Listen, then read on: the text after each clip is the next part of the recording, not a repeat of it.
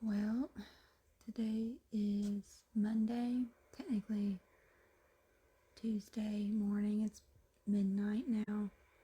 We leave for Seattle today. We leave number 10 at 9 a.m. for our flight out of Houston at 12:30, and we'll be in Seattle for 2 days, and then Thursday we will leave for Japan. So yeah, hopefully it'll be fine. I don't fucking know, but we'll see. I'm very tired, want to go to bed, and I'm fixing to, but y'all, I'm stressed. Okay, so it's currently 3 a.m. in the morning. Got my monster. We are at the hotel, heading back to the airport. First we gotta return our rent-a-car at the airport, and then we're gonna be headed to security to check in. There is no sun. Sun won't be up to about 5:30. And our flight leaves at 8:50. We have to be there 3 hours and 20 minutes before our scheduled departure. So far, so good. KJ got up without much problem, so I'm just gonna drink my monster and try to wake up. And keep going. Okay, so we're at the Seattle airport, and we left our hotel at 2:30. Well, we got up at 2:30, left at 3. We went and returned our rent-a-car, and then came and went through the whole checkout process. And now we're here at our gate. The sun is just now rising. So we fly from Seattle to Alaska, and we'll stay on the airplane. Then we'll fly from Alaska to Yokota, Japan, and get off for an hour and a half. Get back on the plane and fly from Yokota to Iwikuni, and stay on the plane there again so that other people can get off that are stationed there. Then from Iwikuni, we'll fly to Okinawa for a total of 21 hours. So that's it so far. We'll continue to post up.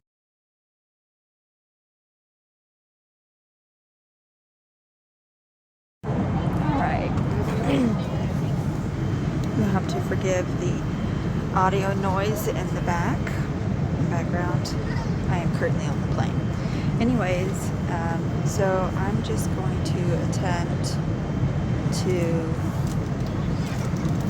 tell you what the process is like once you get to the airport to check in for your flight. Sorry, my phone is very rocky. Okay, let's try this again. So, once you get to the airport, if you're taking a shuttle bus, which most likely people are, you're going to head to the South Terminal. It will say, when you get there, on some signs, AMC flights. When you walk in, you go to like your normal ticket counter, and there's a bunch of military members there. There were people there dressed in camis. There were people there from the Army dressed in their camis. And there's lines. So there's a line for families with families and pets, and then a secondary line for single active duty personnel. So when you first get there, somebody approached us. It was a guy in Army camis, and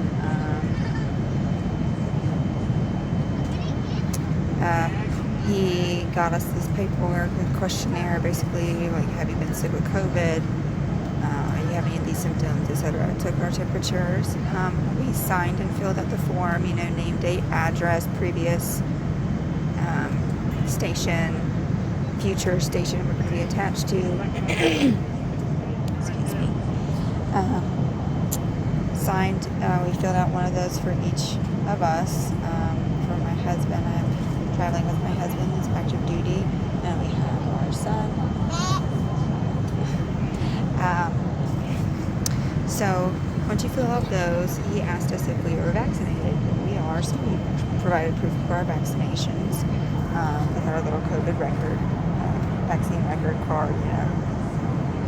Then after that, you wait in the line. You get in line and you wait to have your luggage weighed. So you go up to where you would normally check luggage, drop it off at, you know, where you get the tickets and stuff.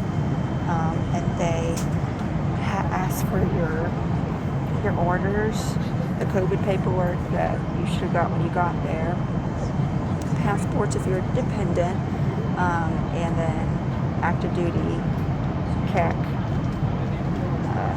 as well.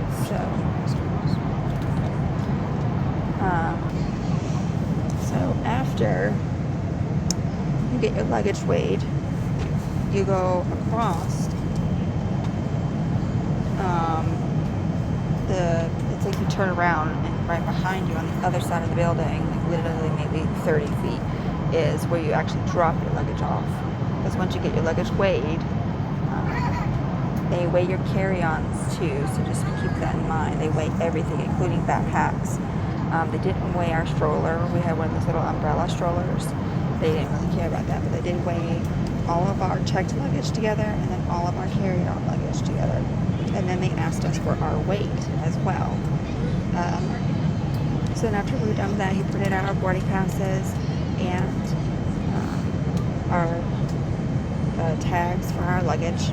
And then we turned around and walked across the building, terminal, whatever, 30, 40 feet to another line where you could actually drop off your luggage.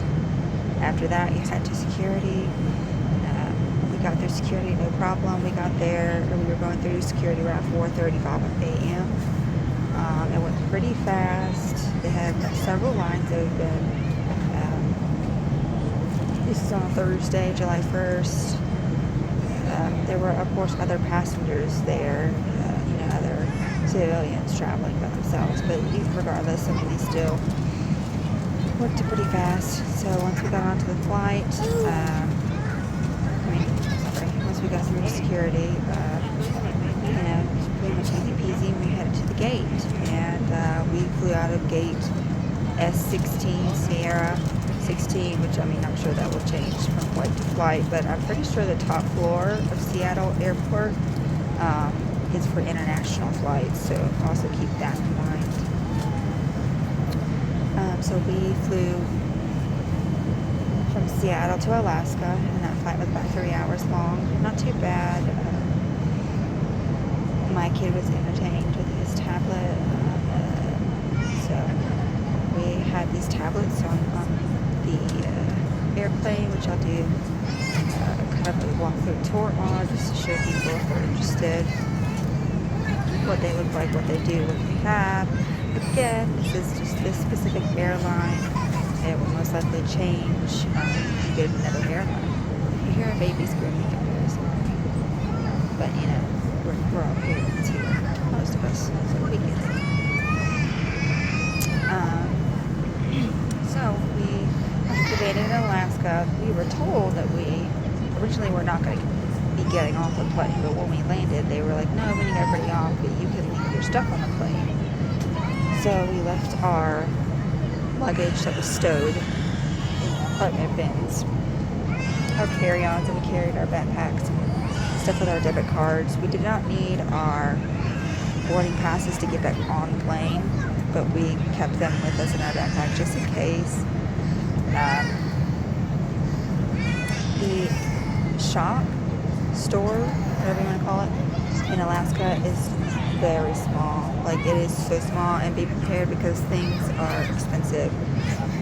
There was like 11-ounce bag of Gardettos for $5.99. There were a pack of cigarettes. There was only 3 or 4 brands that I saw. One pack was, I think, for like Newports and Marlboros, it was between like $11 and $13 for one pack of cigarettes. I do have a smoking lounge there if you are a smoker.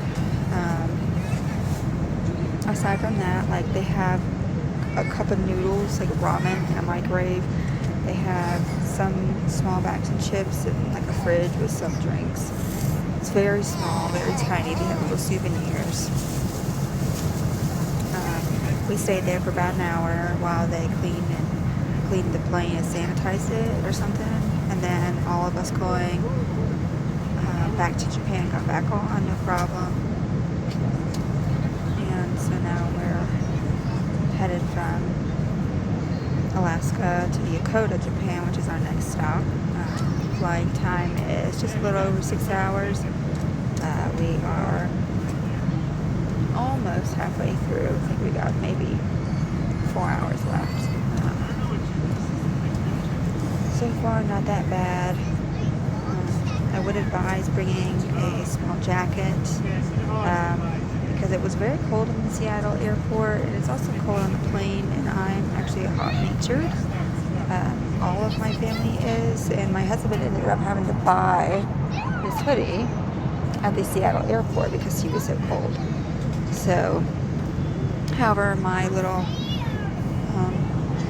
hot box heater over here, he is in a shirt and basketball shorts and has been fine the whole way. So, just use that information at your discretion. Decide what's best for you, but I do advise packing a small shawl or cover up or something. So we did bring a bunch of tablets on the plane. We were able to get them in our carry-on, 21 inches, carry-on that fit in the bin. We brought 2 DSs. I brought 2 tablets for my son in case one died, because I was unsure if we were going to have the USB port to keep it charged. But we do, so thankfully there's that. I actually went to Hobby Lobby and bought these cute little crafts. I'm a crafter by nature. So bought these like little cross stitch things for a couple dollars at Hobby Lobby. It does have a needle, and I had no problem getting it through security. This one out as well from Hobby Lobby. Inexpensive, so if you're one that likes to keep your hand busy, this would be something for you. And I also brought a metal crochet needle as well, and some yarn on my carry-on. I got that through no problem. Also, if you are a gamer, you have $40-$50 to spare, you could probably order this on Amazon. This is just like a small portable handheld original Super Mario Brother game. If you haven't seen it already, it's going around quite a bit, but it's been pretty fun. Just beware, there is no memory on here, so every time you run out of lives and die, you start all over from level 1. If there's anything else that I should keep updated with y'all. So I think we're supposed to be landing around 1 o'clock Japan time, which that would roughly be like 10 o'clock our Central Time. I'm from Texas, so Central Time. Roughly it'll be our nighttime, bedtime when we're landing in Yokota. From there we have an hour and a half layover, and then go to Iwikuni, drop those people off, stay on the plane, and then go to Okinawa. So that is it so far for this video. If there's anything else to add, I will attach it, as of right now. I will keep y'all posted on what was for dinner, as I don't have high hopes. But the chicken fried steak was edible. There's that. Anyways, I'll give y'all an update on the tablets for those of you wanting to see what they look like and what's available. Just stay tuned. Alright, here we go. This is the tablets that are built in. It obviously has a USB port and a microphone.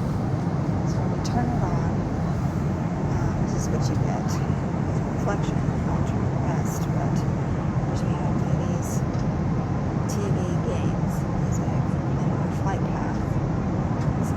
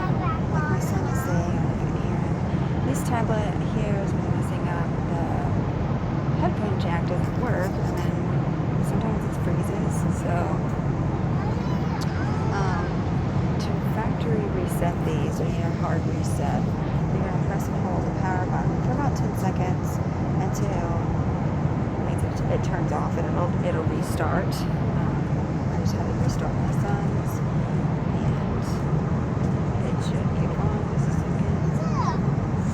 This is like an airplane tablet. Yeah, okay, but you gotta stop pushing the power button. Okay, anyways, so here it says, Okinawa. Okay, oh. Here you can have our main screen flight path. Currently.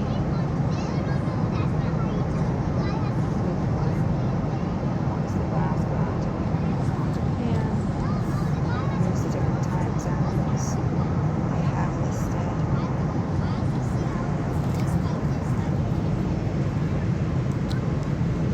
Let's choose more for this. Give me 1 second. If you're really not interested in this part, I can just skip it.